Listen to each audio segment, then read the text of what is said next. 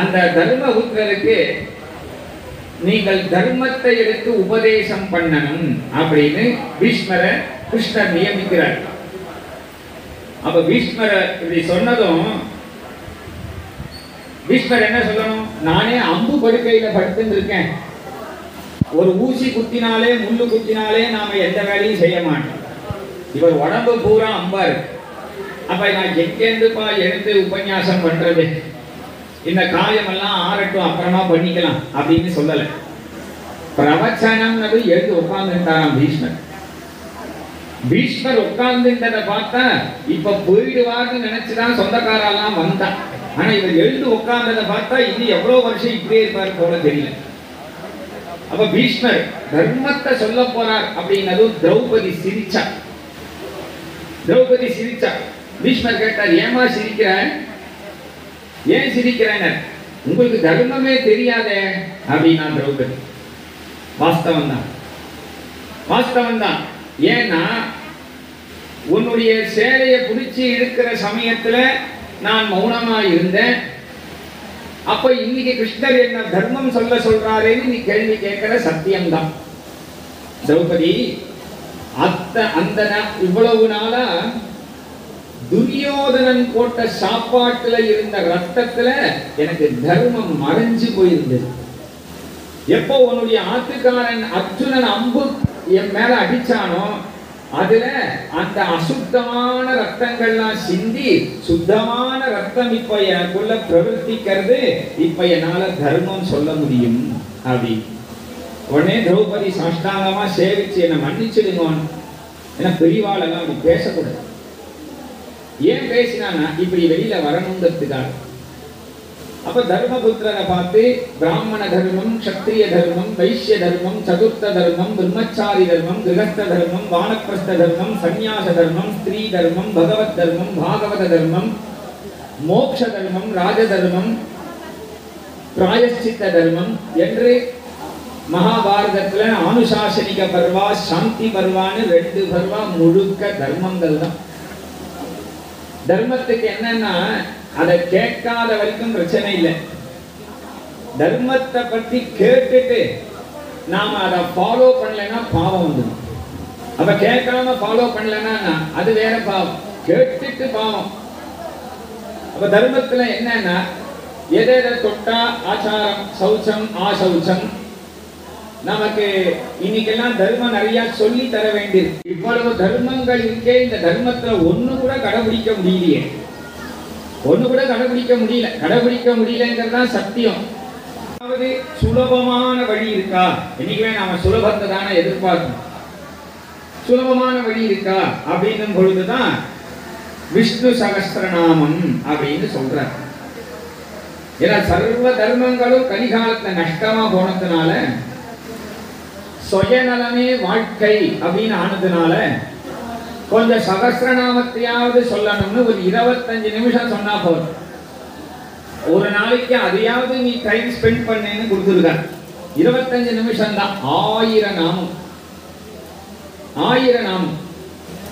அப்ப அந்த சகஸ்ரநாமம் சொல்றதுக்கு முன்னாடி சில தியானங்களை பீஷ்மர் சொல்றார்.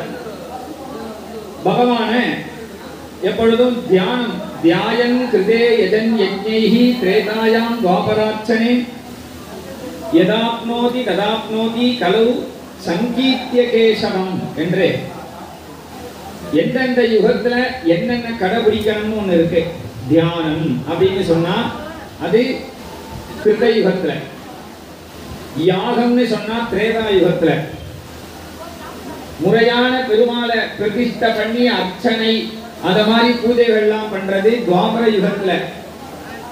கலிகாலத்தை என்ன செய்யணும்னா, கலிகாலத்தை கலௌ சங்கீர்த்திய கேசவம், கேசவன் பகவானுடைய நாமத்தை சங்கீர்த்தனம் பண்ணணும். பகவானுடைய நாமத்தை சங்கீர்த்தனம் பண்ணணும் அப்படின்னா அந்த நாம சங்கீர்த்தனம்ங்கிறது ஒண்ணு சுலபம்னு நினைச்சுக்காதீங்க, அதுவும் கஷ்டம்தான். ஏன்னா பகவன் நாமத்துக்கு ந தேசகால நியமஹா சௌச்சாசௌச்ச விநிர்ணயா பரம் சங்கீர்த்தனாதேவ பகவன் நாம உச்சதேன்னு. பகவன் நாமத்துக்கு தேசகால நியமங்கள் கிடையாது. எங்க வேணா உட்கார்ந்து சொல்லலாம், எப்ப வேணா உட்கார்ந்து சொல்லலாம், குளிச்சுட்டு சொல்லலாம், குளிக்காம சொல்லலாம், தீட்டு காலத்திலையும் சொல்லலாம், எப்ப வேணா சொல்லலாம். நாம சங்கீர்த்தனத்துக்கு அதுக்கு ஸ்வரங்கள்லாம் கிடையாது. நாம சங்கீர்த்தனத்தை ஸ்வரத்தோட தான் சொல்லணும், ராகத்தோட தான் சொல்லணும், தாளத்தோட தான் சொல்லணும், எதுவுமே கிடையாது. எப்படி வேணா சொல்லலாம். எப்படி சொன்னாலும் பகவான் சந்தோஷப்படுவார். சொன்னா பகவன் நாமத்தை, பகவன் நாம மகிமை தெரிஞ்சோ தெரியாமலையோ, ஸ்ரத்தையாவோ அஸ்ரத்தையாவோ, பக்தியாவோ பக்தி இல்லாமலையோ, எவன் ஒருவன் பகவன் நாமத்தை ஒரு தடவை சொல்லிட்டானோ அந்த பகவன் நாமம் சொன்னவனுடைய தகுதியை பார்க்காதே தன் மகிமையை காட்டியே தீரும் அப்படின்னு. அப்போ சகஸ்ரநாமத்தை இங்க சொல்றார். அதுக்கு முன்னாடி சில தியானம், பகவானை எப்படி தியானம் பண்ணணும். பூப்பாதவ் யஸ்யநாபிர் வேத அசுரல சந்திர சூர்யா என்றெல்லாம் பூப்பாதவனு பகவானுடைய பூமிக்கு கீழே அதலம் விதலம் சுதலம் தலாதலம் ரசாதலம் மகாதலம் பாதாளம் அப்படின்னு 7 உலகம் இருக்கு. அதுல பூமி பகவானுடைய திருவடி தான் பாதாளம் அப்படின்னு பகவானுடைய ஒவ்வொரு லோகமும் கணுக்காலிலிருந்து முட்டிலேருந்து தொடையிலேருந்து இடுப்புலேருந்து அப்படி வருது. அதுல வரும் பொழுது பகவானுடைய வயது பகுதி தான் இந்த பூமி, பிரம்மலோகம் தான் அவனுடைய சிரசு என்றெல்லாம் சொல்றது. பூப்பாதவ் யஸ்யநாபிர் வேத அசுரநில சந்திர சூரியௌச்ச நேத்ரே கர்ணாவாசா சிரோத்யோர் முகமபிதகனோ யஸ்ய வாஸ்தேயமப்திஹி என்று விராட் புருஷனுடைய ஒரு தியானத்தை இங்க ஒரு ஸ்லோகமா சொல்றார் சகஸ்ரநாமத்துல.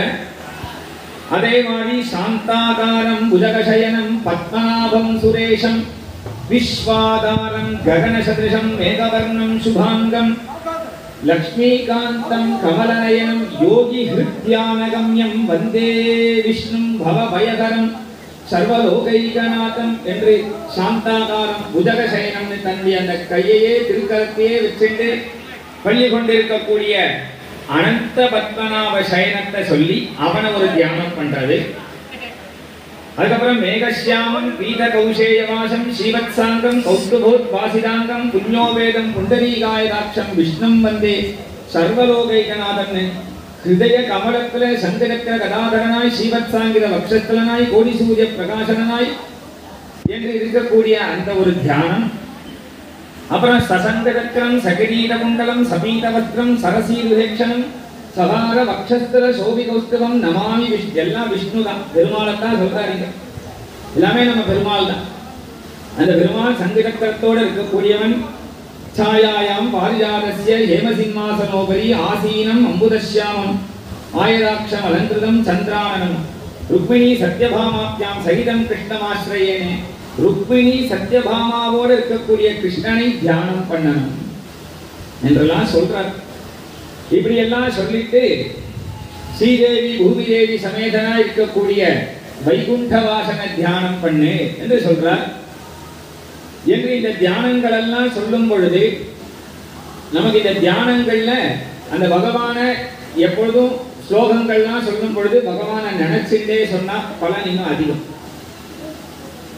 ராமா அப்படின்னு சொல்லும் பொழுது ராமரை நினைக்கணும். ராமான்னு சொல்லும் பொழுது ராமரை நினைக்கலன்னா அந்த இடத்துல அது ஒரு ஸ்திரீக்கு போயிடும்னு சொல்லி சாஸ்திரம். ராம அப்படின்னா ஸ்திரீக்கு கூட ராமான்னு பேரு. ராமாங்கிற வார்த்தை ஸ்திரீயையும் பொருந்தும். ஆனா இங்க ராமானும் பொழுது ராமரை நினைக்கணும். அப்ப நினைச்சு சொன்னா அதுக்கு பலன் ஜாஸ்தி. அதனால அப்படி ஆரம்பிக்கிறார். விஸ்வம் விஷ்ணுர் வஷட்காரஹ பூதபவ்ய பவத்ரபு பூதகிருத் பூதவிருத்தாவோ பூதாத்மா பூதபாவனஹ என்று அந்த பகவானுடைய ஆரம்பமே விஸ்வம் அப்படின்னு ஆரம்பிக்கிறார். விஸ்வம்னா உலகம் பூரா இப்ப நம்ம பார்க்கிறோமே, இந்த பார்க்கக்கூடிய கண்களால பார்க்கக்கூடியது, காலால கேட்கக்கூடிய விஷயம், கைகளால தொட்டு உணரக்கூடிய விஷயம், நாக்கினால சுவைக்கக்கூடிய விஷயம், நாக்கினால பேசக்கூடிய விஷயம், கால்களால நடந்து போகக்கூடிய இடம் என்று எதெல்லாம் இருக்கோ எல்லாம் விஸ்வம். எல்லா லோகமும் விஸ்வம் தான். விஸ்வம்னா இந்த சர்வலோகம். சர்வலோகம்னா பூமி மட்டும் இல்லை, பூமிக்கு கீழே இப்ப 7 லோகம் சொன்னோம். அதுபோல பூமிக்கு மேல பூலோகம், உவர்லோகம், சுவர்லோகம், அகர்லோகம், ஜனோலோகம், தபோலோகம், சத்தியலோகம் அப்படின்னு பூமிக்கு மேல. இதுக்கு பேர் ஈரேழு 14 லோகம்னு சொல்லுவா. இந்த 14 லோகத்தையும் காட்டிலும் வைகுண்டம் அப்படின்னு, வைகுண்டம் புகுவது மன்னவர் விதியே அப்படின்னு ஆழ்வார் சாதிச்சிருக்காரு. வைகுண்டம் அடையிறது தான் எல்லாருக்கும் பிரயோஜனம். அங்க போயிட்டா திரும்பி வர வேண்டாம். வேற எந்த லோகம் போனாலும் சரி, ஆப்ரம்ம புவனான் லோகே புனராவர்த்தினோ அர்ஜுனான், பிரம்மலோக பரியந்தம் போனாலும் அடுத்த பிறவி உண்டு. பிரம்மாவுக்கே அடுத்த பிறவி உண்டு. பிரம்மாவுக்கே அடுத்தது என்ன பிறவி தெரியாது அவருக்கே. இன்னைக்கு சிருஷ்டி பண்ணிட்டே இருக்கார் பெருமாள். போறோன்னு முடிச்சுட்டார் அவர் கதையன்னா. இப்பதான் 60 வயசு ஆயிட்டு இருக்கான் அவர் பிரம்மாவுக்கு. இவ்வளவு காலத்தை சிருஷ்டி பண்ணினவர், 84 லட்சம் ஜீவகோடிகளை சிருஷ்டி பண்ணக்கூடிய பிரம்மா, 14 லோகத்தை எல்லா சிருஷ்டியும் இவர் தான் பண்றார். சிருஷ்டி கர்த்தா, ஹிரண்ய கர்ப்பன், பரமேஷ்டி அப்படிலாம் இவருக்கு திருநாமம். அப்பேற்பட்ட பிரம்மா அவருக்கு அடுத்த பிறவி என்னன்னு தெரியாது. பிரம்மாவுக்கே தெரியாது. அவ 14 லோகம் வைகுண்டம் அப்படின்னு சொன்னோம். இந்த 14 லோகத்துல வைகுண்டத்துல ஒரு பகவான் நாராயணன், ஸ்ரீமன் நாராயணன். மற்ற லோகத்துல அந்தந்த லோகத்துக்கு ஏற்ற மாதிரி தேவர்கள் எல்லாரும் இருப்பார். பிரம்மா இருப்பார், ஒரு சிவன் இருப்பார். இந்த 14 லோகம் வைகுண்டம்னு சொன்னோமே, அதுக்கு ஒரு அண்டம்னு பெயர். இது மாதிரி கோடி அண்டம் இருக்கு, கோடி பூமி இருக்கு, கோடி வைகுண்டம் இருக்கு. எல்லாத்துக்கும் மேல ஒரு வைகுண்டம். அவ இந்த மாதிரி கோடி லோகம் இருக்கு, கோடி அண்டம். இப்படி ஒரு அண்டம் இருக்கே. இந்த ஒரு அண்டம் அந்த விராட் ஸ்வரூப பெருமாளுடைய, நம்ம கால்ல எல்லாம் முடியெல்லாம் இருக்குமே, அந்த முடியில ஒரு பள்ளம் இருக்கு. அந்த பள்ளம் தான் பெருமாளுக்கு ஒரு அண்டமா. அப்ப அது மாதிரி எவ்வளவு அண்டம் அவரிடத்துல இருக்கு. அப்பேற்பட்ட அண்டத்தை எல்லாம் தன்னிடத்துல உடையவன்கிறதுனாலே விஸ்வம் அப்படின்னு ஆரம்பிக்கிறார். விஸ்வம். அப்போ எதை பார்த்தாலும் விஸ்வம் அப்படின்னா பெருமாளையே பார்க்கணும்.